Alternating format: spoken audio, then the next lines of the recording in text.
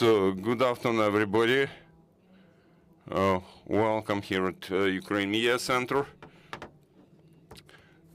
We work here in Kyiv helping foreign journalists in their work in Ukraine. Also, we run briefings, press briefings on subjects of interest to Ukrainian media and foreign media. And today, we will have two briefings. The first one will be by an expert, and we'll continue it now. That's consolidated briefing by experts initiated by the Center for Defense Strategies about security and economic situation, as well as military threats in Black and Azov Sea after 1 month of full-scale war that the Russian Federation has been conducting in Ukraine. And it's to start right now. Our second briefing will start at 2 p.m., and that second briefing will be about defense of Kyiv and Kyiv province, and the speaker there will be Brigadier General, Deputy Chief of General Staff of Land Forces of the Armed Forces of Ukraine, Alexander Ryzhenko.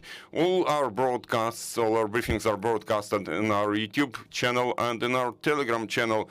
We provide some summary of news or key statements by our speakers, so you're welcome to subscribe to our channels. So we are to start our briefing about the security situation, economic situation, military threats in Black Sea and Sea of Azov after 1 month of full-scale war, the Russian Federation's war against Ukraine. I'm Alina Frolova, and I'm Deputy Head of Center for Defense Strategies, an independent think tank. I used to be a Minister of Defense of Ukraine in 2019-2020. Andriy Ryzhenko is an expert from Center of Defense Strategies, first-rank captain, reserve of Ukrainian Navy of the Armed Forces of Ukraine. Andriy Klymenko, head of Black Sea Strategic Studies Institute and editor-in-chief of Black Sea News publication. And Mykhailo Honchar, president for Center for Globalism and Strategies 21st Century, editor-in-chief of Black Sea Security magazine. So I'm to start this press briefing. I will make some brief introduction, and then I will give the floor to each of our experts, and maybe we'll ask for some clarification. So basically about the threats on Black Sea and Sea of Azov, many experts discussed such threat within the context of the illegal occupation of Crimea. After the launch of the Crimea platform, which was launched 1 year ago, there was a separate track there about security and defense, including the matters of Black Sea and Sea of Azov, because we believe that occupation is not just about Crimea as such, but it's also about Black Sea and Sea of Azov. Those threats, those dangers in the Black Sea and Sea of Azov, as we understand, have been caused by the Russian Federation, and they were increasing, and partially that increase was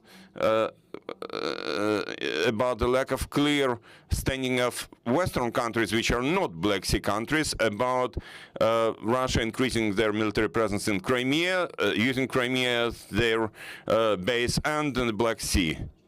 I'd like to remind you that in Black Sea and Sea of Azov, there have been the movement of commercial vessels was blocked every now and then.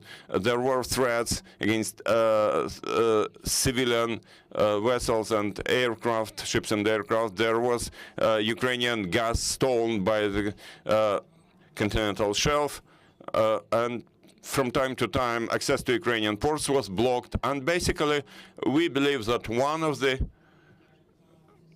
factors which, as I mentioned, contributed to the development of that insecurity of Black Sea and Sea of Azov was about the lack of strategic position, strategic standing of NATO in that region. Even though among Black Sea countries there are some countries which are NATO members, NATO allies. What we see now is also a situation that was forecasted by experts, who said that if there is a full-scale aggression of Russia against Ukraine, Russia would try to take full control of Sea of Azov, including Ukrainian coast and Ukrainian coast of the Black Sea, because these are strategically important locations for the economy of Ukraine, for its exports, for exports of food and non-food items.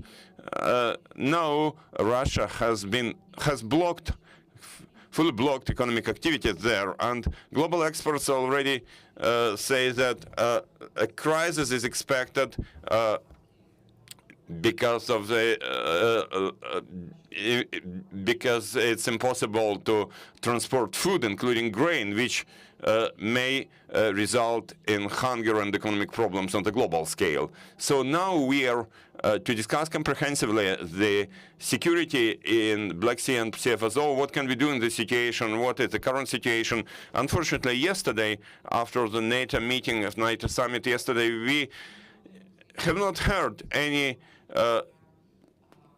clear position of NATO, how NATO as an alliance would respond to this existing configuration that has appeared in Black Sea. Let's remember that those threats from the Black Sea and Sea of Azov are projected to the Mediterranean Sea and affect a much broader region. Now I'm to give the floor to Andriy Ryzhenko.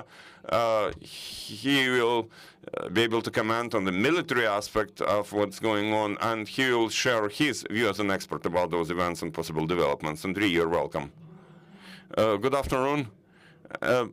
In the Black Sea, during 1 month, there have been active combat operations. There is a war on sea, and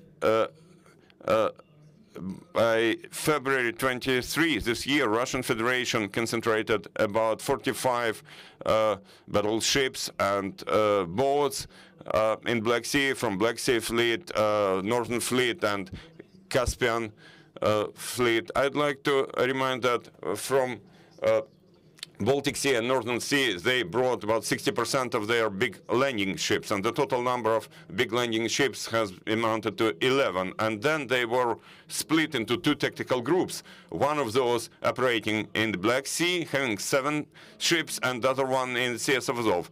In both cases, those landing ships were covered by fire support from other ships, fire support ships, and they were operating in that form until yesterday. Armed forces of Ukraine made a rocket strike on the port of Berdyansk when 4 Russian landing ships were being unloaded there. So at least one of those has been fully destroyed. One of them has been broken to a very serious extent, and 2 other ships have also been damaged. And so the landing group, which was operating in the Sea of Azov, has been inoperable for some time. Now it cannot operate. But the other group of 7 landing ships and up to 10 other ships operating in the Black Sea has been between Crimean Peninsula and Odessa, Zatoka coast, and from time to time it checks whether our troops are ready about landing. They will only be able to land if they take Mykhailo, but Mykhailo has been defending very fiercely, very resilient, in a very resilient way, and that landing would only make sense if it's supported from the ground. And that's about eastern direction. It's about Mykhailo area, Russian troops in Mykhailo area, and Transnistria from Dnistro from northwestern part. Also, since the beginning of the war, Russia has brought about 20 ships and vessels from Pacific Fleet and Northern Fleet, including 2 1164 project cruises to the Mediterranean. And Turkey has been acting in a very positive way. They just blocked those straits, Black Sea straits, in accordance with Montreal Convention. So those ships have been unable to arrive to the Black Sea to support the Russian troops there, which has helped us very seriously in defending Odessa and Mykhailo, because those ships are practically every day making artillery strikes against Odessa and other ports in Black Sea region. But in the Sea of Azov, until yesterday, it's known that they were making rocket strikes. They have systems similar to ground multiple launch systems, to Grad systems. They have similar systems in their ships. So the main assignments, the main tasks for the Russian Federation fleet could be split into three categories in Black Sea and Black Sea Azov. First of all, blocking ports and bases, Ukrainian ports and bases. So practically, actually, all ports have been blocked. If civilian ships try to access Ukrainian ports in Black Sea, they were fired without any warning, with artillery strikes or rockets, and it's known that at least one ship under Panama flag was sunk near Odessa. Also, they act against Ukrainian ships. There is not a lot of those, but they still go to the sea to control the sea. And all the time, Russian Federation hunts those Ukrainian ships and uses weapons against them. The second category is countering Ukrainian Navy in the sea, but they are afraid of coming closer than 5 sea miles, because our coast artillery immediately gets engaged, and then it makes artillery strikes, it strikes. And it's known, it has not been finally confirmed, but we know that at least 2 ships of Russian Federation were damaged by our coast artillery, and 1 Russian ship has been damaged because of a strike by multiple launch rocket system. And the third task, the third category, is about landing. Maybe that's their main task. There was a plan to land in the Sea of Azov, but they dropped it because quite quickly they took the ports of Genichisk and Berdyansk. But then they reformatted that group for logistics through the port of Berdyansk. Berdyansk has a very advantageous location in Sea of Azov between Genichisk and Mariupol, so cargoes were brought there and enemy's troops were brought there, but they are not being brought there anymore now. In the Black Sea, landing is still a possibility, an intriguing possibility. There have already been 3 attempts. Now the Russians are not trying to do it. I already mentioned the main reason. They need some support from the ground. And we know that those units, which by the end of February were on those ships, have been on the ground since long ago. They have been transferred to Mariupol, Brigade 810, of Russian Marines, and they incurred big losses near Mykolaiv, near Mykolaiv, and they Mariupol, and they incurred big losses near Mykolaiv. So now the situation is as follows: in Black Sea, we control the key ports, including Odessa, Pivdenny, Chernomorsk, Achakiv, and Mykolaiv. So virtually all ports, but civilian seafarer cannot take place because of threats from Russian Federation. They destroy ships by artillery and rockets.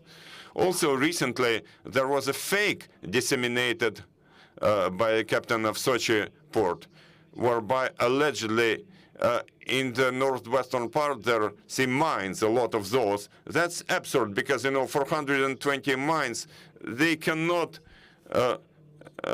be taken from their anchors and be just moving there in that part. There has been information that Romanian Navy tried to look for mines and they haven't found anything. But now there has been some information that allegedly the Russians try to send those ships which are in Ukrainian ports through so-called Green Corridor. That cannot be done, because most probably there will be some provocation, and some of those ships would be destroyed.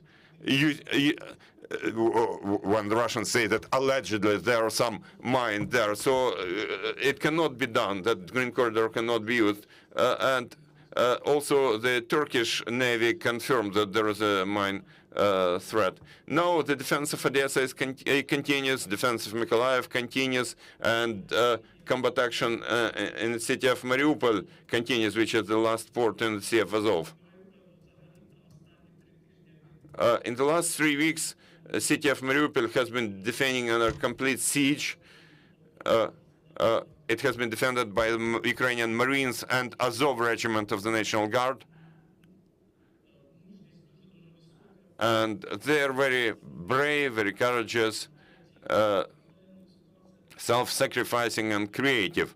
But a difficult situation, but Mariupol is still defending. The key needs of Ukrainian Navy are as follows. They need to take control of that part of the sea, and it's about artillery. But in terms of support, we know that there are some items which would significantly increase the capability of our Navy. That's the situation as of today. Thank you, Andriy. So that was Andriy Klymenko. Now I'd like to give the floor to you and to hear your views, especially taking into account that your group, Now about the situation in the Black Sea and Sea of Azov. Andriy, can you hear us? Can you hear us?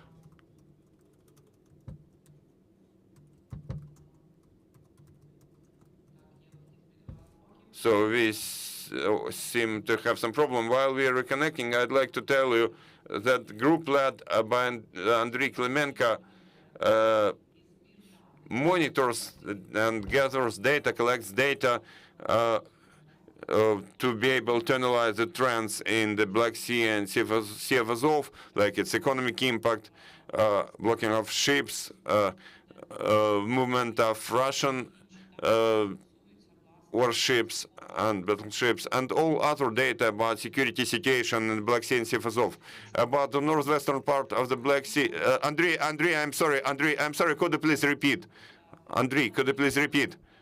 Can you hear me? Could you please repeat from the very beginning, because we had a technical problem, so please repeat again from the very beginning, thank you. Okay then. So, welcome everybody.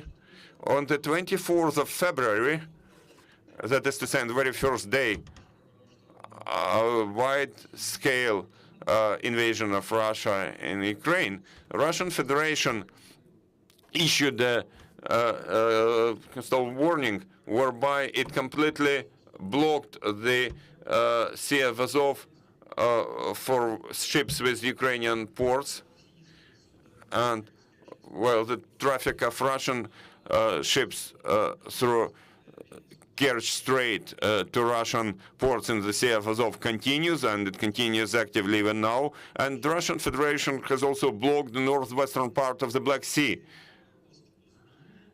from Zmyny Island to the north. So that's approaches to all Russian ports, Ukrainian ports, in the Black Sea, because of so-called special military operation. By that time and until now, in Black Sea ports, according to our calculations, there have been at least 64 foreign ships there, while in the Sea of Azov, in the port of Mariupol, there are 6 foreign ships, while in the port of Berdyansk, until the 15th of March, there were 5 foreign ships. From the port of Berdyansk on the 15th of March, Russian fleet expelled those civilian ships, pushed them out of the port of Berdyansk in order to provide that port of Berdyansk as a logistical hub to supply the Russian troops in Zaporizhia and Donetsk provinces. That's what our colleague already mentioned. Now, after those ships spent almost 10 days at the entry to Kerch Strait from the Sea of Azov, reached the Black Sea, and now they're moving there, and we hope that they will reach their respective destinations. All the other ships remain there in Black Sea ports. And I would like to mention the following. Yesterday, the Russian Federation, its Ministry of Defense, announced the creation from the morning till this evening, tonight, of so-called humanitarian corridor, so that those cargo ships from Ukrainian ports in the Black Sea would be able to leave them and go to their home bases. In fact, this is a very cynical thing, because it is well known that, as my colleague Ryzhenko mentioned, there have been combat operations in the Black Sea, and at least 5 commercial vessels have been damaged because of rockets and artillery shells, and at least 1 ship sunk, and there are deaths and wounded seamen on those ships, among foreigners there. And finally, there have been those messages about mines in the Black Sea. I'd like to add something. On the 19th of March this year, Ukrainian Navy issued the warning which said that the Black Sea Fleet of the Russian Federation has installed mines in the area of Black Sea around the Dunai, the orifice of Dunai, the only way from Ukraine to the west, and mines around the island, Zmina Island, where is the route from Bosphorus Strait to Ukraine's Black Sea ports. And that was used as a fake an operation, humanitarian action, which should have the following goals. First, if in the Black Sea there is actually any mine threat, mine danger, then it should be eliminated. So an international group of those ships of minesweepers should be brought to the Black Sea. We have them in Turkey and Ukraine, and those minesweeper ships should be covered from the sea and from the air, because it's not a secret that from the Black Sea and from the air above the Black Sea, Russian Federation has been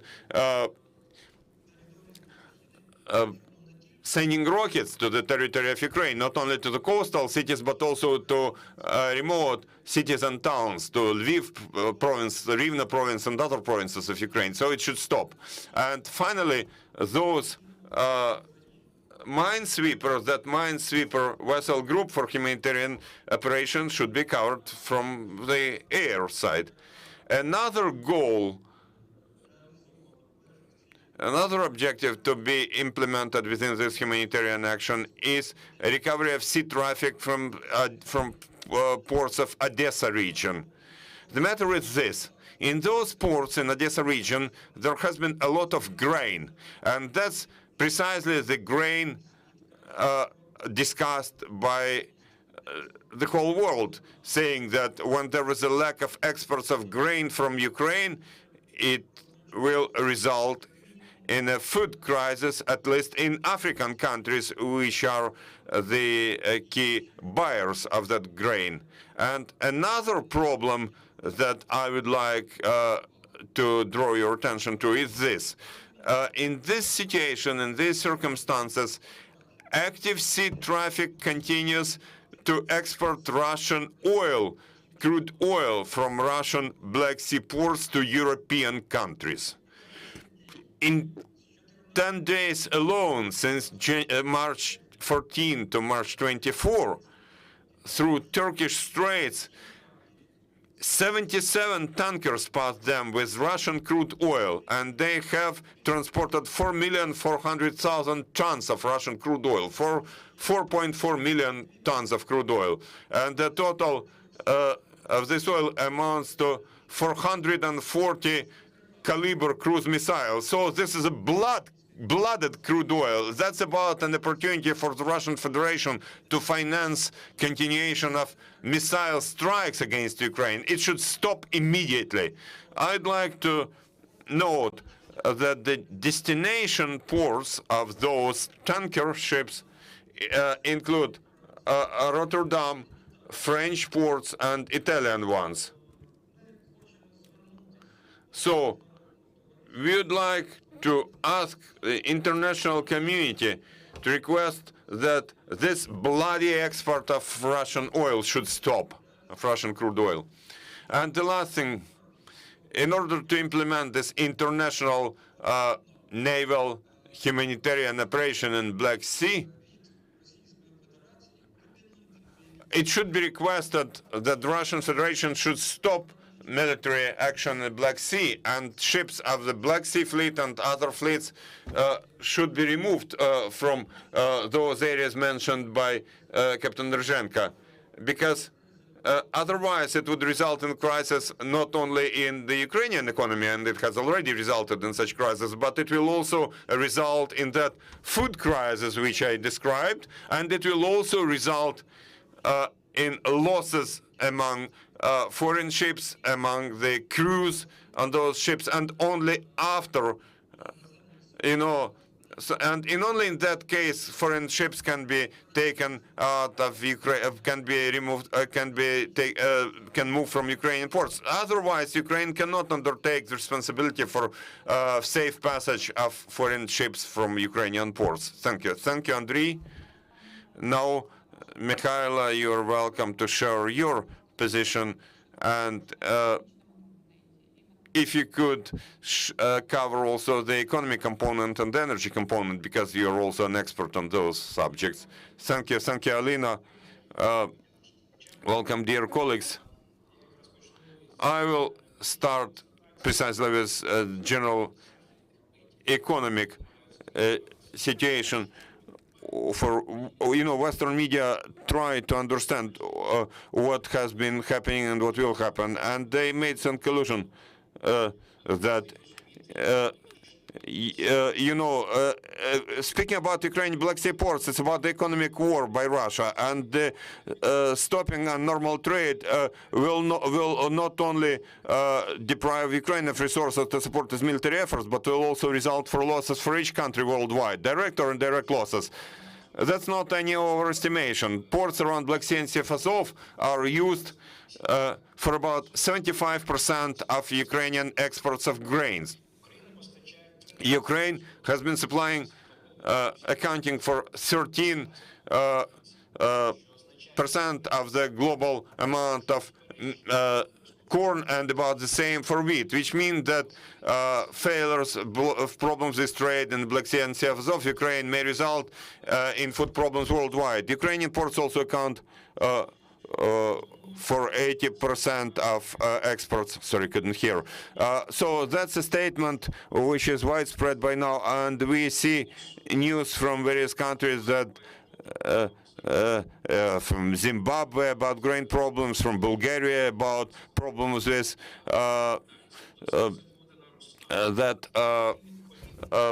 seed oil, and those problems will only be increasing, and they need some response not only from countries in the Black Sea region, but also, as my colleagues noted, we need some immediate action to eliminate, to neutralize the consequences of that Russian activity and to block that activity. And the Black Sea also plays an important role about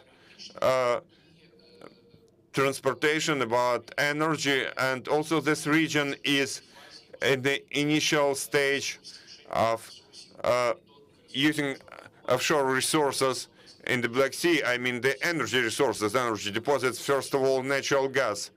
I'd like to remind you some story of 8 years old. Often we forget about those events in 2014, but if we think about them now, if you think about the motives of Russian aggression against Ukraine, among a number of other reasons, not the but not least one is about the energy, namely countering the implementation of several mega projects initiated by the government of Ukraine in early 2010s.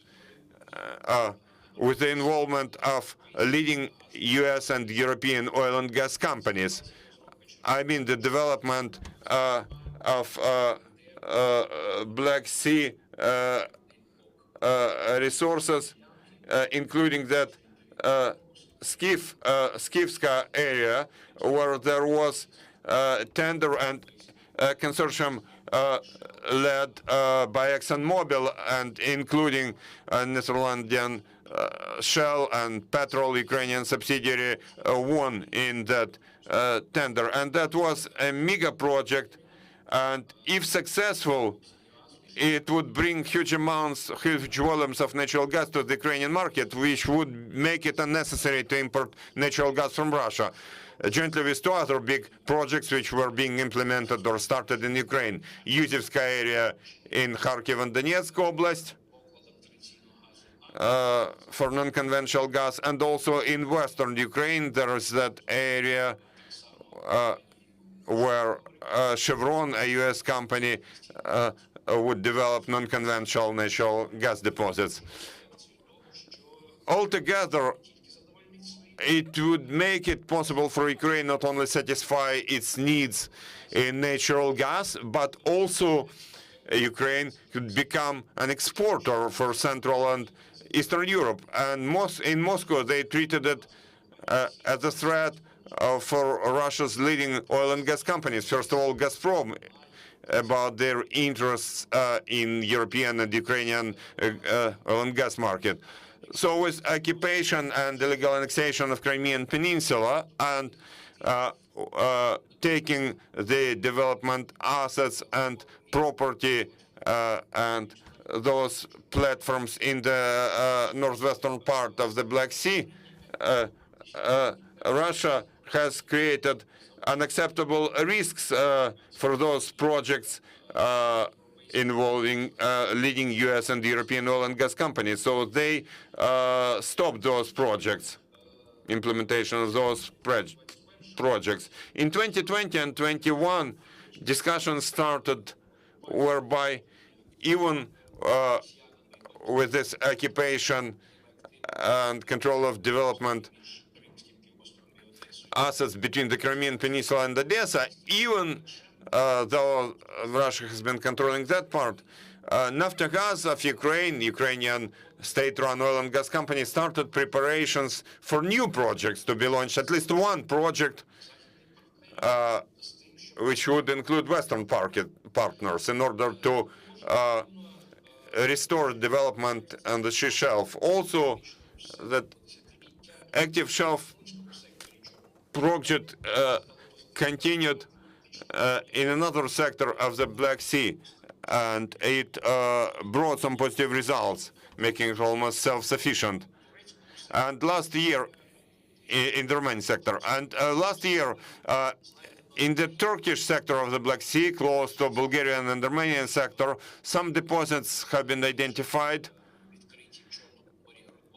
The largest gas deposit with reserve exceeding 320 billion cubic meters, more than 320 BCM. And it became a shock for Russia because they realized that the Black Sea can now really become, if not the new Northern Sea, then maybe a new Caspian Sea. I'd like to remind you that in the Romanian sector of the Black Sea, that deposit has about 70 billion cubic meters deposits, and in Turkish sector they have 4 times more.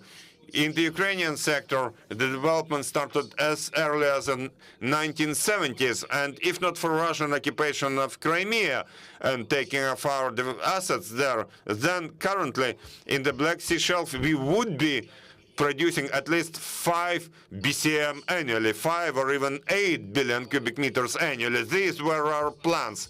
And just to compare, I would mention that now we have been consuming about 30-something BCMs of natural gas annually. So we produce about 5. So the production of about 5 BCM is a significant contribution to our natural gas balance. So obviously those plans, of course, those plans were supported with 2 modern drilling platforms made in Singapore in early 2010s, and now it has become impossible. So about 15 billion cubic meters of natural gas during this time of illegal occupation has been, let's say, stolen by the Russian Federation from the Ukrainian sector of the Black Sea Shelf. 15 billion cubic meters, 15 BCM, has been stolen by Russia.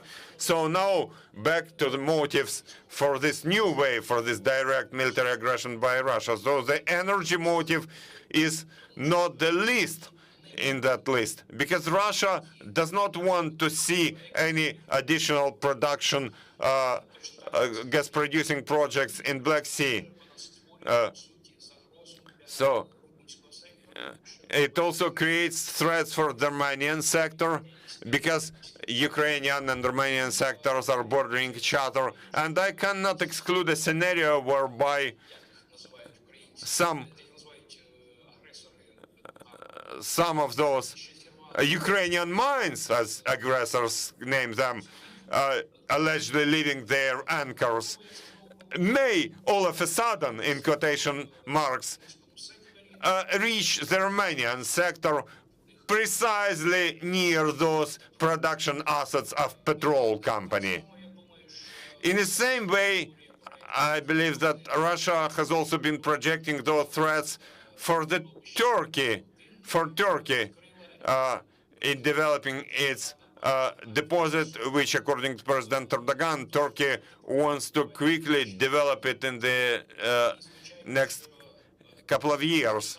So in that way, Russia wants to demonstrate that the Black Sea is like a Russian area. So in no situation should we allow the escalation model development. It was completely predictable, and Center for Defense Study and Center for Black Sea Strategic Studies predicted it, and also within our cooperation between our center and Center of Defense Strategies, we were completing our analysis right 1 week before the Russian invasion started, and we were clearly stating that there would be those negative scenarios which one would see within that context. Mykhailo, yeah, we have been running out of time, so I'd like to thank you for this exhaustive explanation. Now we'll collect the questions and maybe we'll briefly finish our briefing. You're welcome. Slava Ukraini. In 2014, the enemy took possession of our natural gas and oil resources. This is my first question. Do we have a plan to reclaim and take back those resources once we have won this conflict? And my second question is, I noticed after living in Ukraine for 3 years that there was a significant loss of gas resources due to inefficient and ill-maintained infrastructure.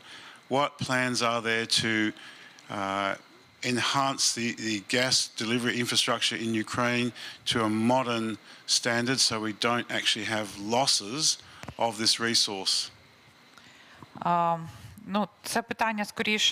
That's a question probably not about the Black Sea as such, so I will briefly answer that one, because I believe that whatever is about infrastructure in general, we cannot even assess the losses here because of what's going on in the whole Ukraine about infrastructural losses, lost infrastructure. And after the end of this war, the Ukrainian government declared that there will be mass-scale recovery of infrastructure. I believe that it will also include the energy sector, including the household energy sector. And our a question for our experts is, do you know anything, do you have any data about Ukraine's intentions to bring a lawsuit about that stolen natural gas, stolen resources lost over all those years of occupation, including this current period? Is anybody ready to answer? Mykhailo?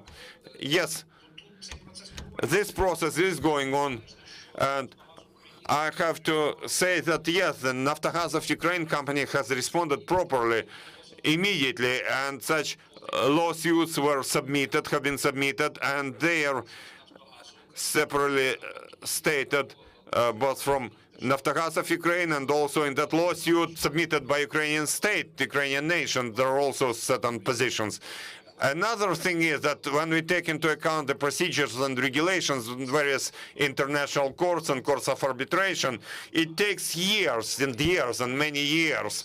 So this process is going on, but we should also say that this process has to be forced by proper efforts, because the precedent created by Russia in the northwestern sector of the sea has no similarities. It can be qualified as some piracy on the one hand, but on the other hand, from international view perspective, there are different interpretations. So this is a long-term process. Now we need efforts to push the aggressor away, to force the aggressor to leave, to get back to status quo that we had before the war. Because when we just use that UN Convention on International Law of the Sea or other regulations and procedures of international courts, it will not help us, because they are just ignoring the international law. Thank you, thank you.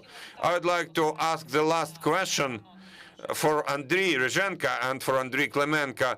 Do you see any possible action to be taken which would stabilize the situation or would which would reduce the risks, mitigate the risks in the Black Sea, other than creation that anti-mine humanitarian group, humanitarian mission? What else can be done by the international community, by alliances, by Black Sea countries, in order to at least stabilize the situation in a very short time frame? Literally 1 minute for each of you, and we are to finish our press briefing. Andriy Ryzhenko, you're welcome. First of all, about recovery of renewal of Ukraine's sovereignty over its territories in the Black Sea area and sovereignty over the sea. That's the responsibility of Ukraine. We have been told unambiguously that Ukraine has to restore its sovereignty. I think it's about operational planning for our general staff, and that's a confidential matter. We do have some opportunities to strike the enemy, and yesterday we saw it. And now I think it's very important that our partners should supply us with those weapons that we need. And that would change in a very serious way the balance of forces in the Black Sea areas too. This month has shown that it's very effective. It's about the air combat and about fighting the armored vehicles. We just need to add that component, the sea component, and I think that we'll see it very visually. We can do it. Again, yesterday we saw it. Now I get some I see information that Russians have been bringing 4 other items, 2 ships and 2 boats to the Black Sea, but those would not replace what has been damaged yesterday. Andriy Klymenko, thank you. Andriy Klymenko. First of all, I would like all our foreign colleagues who can hear us now, I'd like them to understand that now the Black Sea is a combat theater, military theater. So any issues, any questions of lawsuits about the gas infrastructure and all that look naive now. We have to win first in this war, and after that we will bring lawsuits within the total assessment of total losses caused for Ukraine by the Russian Federation. Second, what can we do immediately in order to force Russia to change their behavior in the Black Sea?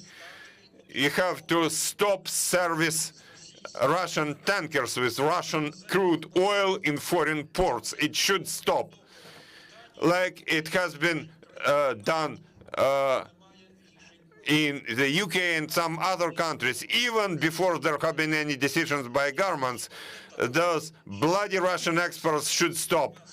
Otherwise, that civilized world with all its values will continue watching how Russian Federation has been destroying Ukraine, be it in on the front line or in some remote areas. And it will be going on like it was going on yesterday and the day before yesterday. 8 caliber missiles have hit Rivne province. Those are caliber missiles which I mentioned when I counted the value of Russian bloody crude oil. Every 100,000 of Russian crude oil, bloody oil, is 10 caliber missiles. They were used the day before yesterday and today and tomorrow they will be used to hit us. Thank you, thank you.